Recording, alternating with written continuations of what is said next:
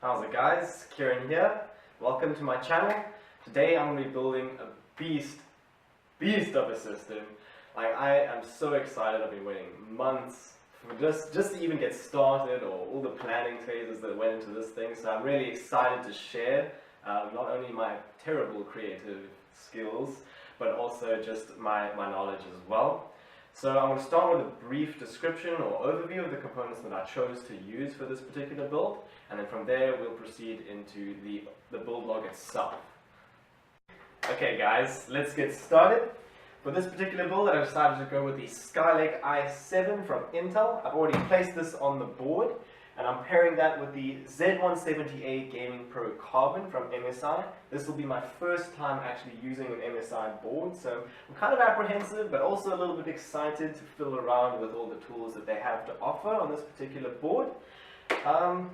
Then with that, we're going to be cooling the i7 with the Corsair H115i. This is their 280mm radiator.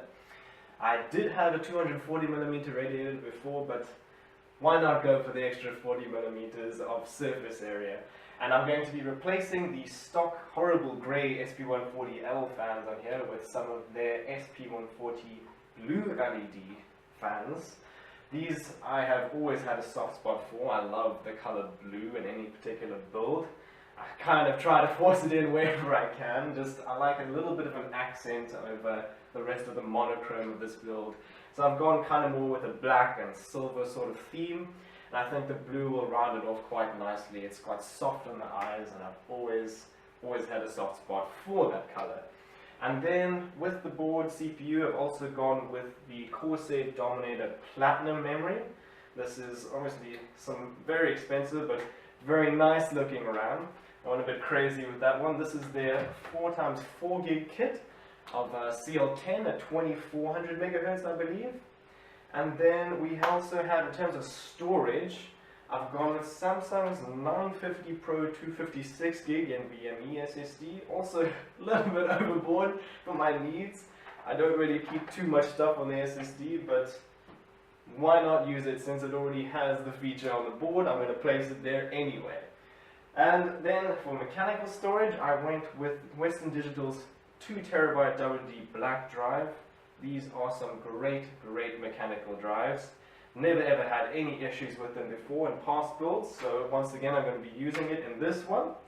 And then for thermal compound, I actually changed it up a bit. I was using some Zalman ZMTG2 for the past few years, and I actually saw this caught my eye. This is Fantex PHNDC, the nano diamond compound.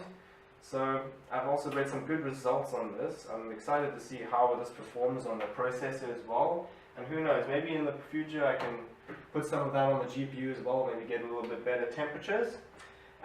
Speaking of GPU, actually, this is probably the most special component in the entire build. This is EVGA's GeForce GTX 1080 For the Win hybrid.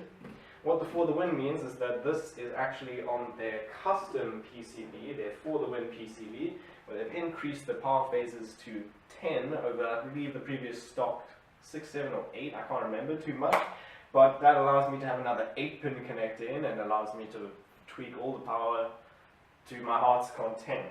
And this hybrid design is not only cooled by the fan on the GPU as well, it's also got a 120mm radiator AIO cooler, so I'm expecting some great temperatures from that particular GPU, and geez, I'm excited to overclock it as well. I've watched so many reviews on it, and you know how it is, you just want to get in and you want to play with it as well. So I'm really anxious to get in and see how that performs, and I'm going to be replacing the stock fan on the radiator that it comes with one of Corsair's SP120s. Naturally, this is also going to be one of their blue LED fans as well, just to complement the rest of the color scheme that I've chosen to go with. And we also have some AF120s here. I didn't like the look of the stock fans in here, and might as well keep with the continuity of the rest of Corsair's fans. I went with some of their AF120s, and these will be replacing the stock intake fans on this particular Cosmos SE. So those will look nice, I believe, and also I've got some nice custom sleeved EK fan splitters. These are their PWM fan splitters, so I'll be able to control not only the fan on the GPU itself through the BIOS, I'll also be able to control the front intakes too. I'm not sure whether I'll be able to still turn them off, because one of the features on this particular case is that you can turn the front fans on and off the LEDs, but who knows, we'll see. And then last but not least, peripherals wise, I have chosen to go for the Corsair K70 Lux RGB keyboard. This is their Cherry MX Brown variant, not their MX Red. Since I had the MX Blues before, and I really like the tactility and the feel of those particular keyboards, and this one didn't have as much noise. The MX Blues are very, very loud, and this gives me the same feeling, but just less overall noise, so I don't irritate the crap out of my family whenever I'm typing away last minute, doing some essays or emailing. Then also I'm replacing my mouse pad as well with one of SteelSeries QCK Minis. I've never been a fan of their giant mouse pads. I've never understood why people even use them. For me, that is all I need. Smaller is better in that scenario. I don't want it taking up my entire desk. And last but not least, going inside here and powering all of these crazy components of mine is Corsair's RM850X. I didn't go with the 850i here because I didn't actually need Corsair's Link software. To me, it's a bit of a redundant feature. The 850X already has everything that I could possibly ever want or need, and I can throw another 1080 in there if I really ever feel like it. Not that I need to as at this moment in time. But yeah, I think that rounds it up. Let's go and get on to something a little bit more exciting. I know you guys don't want to watch me talk for the next 30 years. Let's get on with the main build log.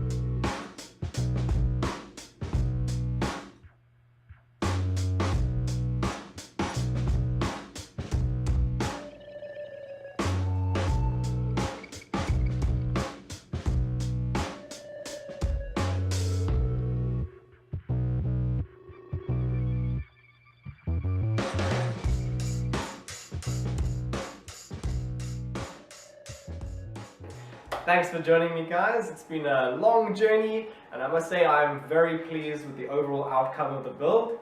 It looks absolutely amazing. I really appreciate you all for joining me for this process. And I'm actually thinking of doing a follow-up video, perhaps to talk about the performance of the hardware itself. If you are interested in seeing something along those lines, please drop me a comment down below or hit like on this video. I'd really appreciate it. Thanks so much, guys. Keep up.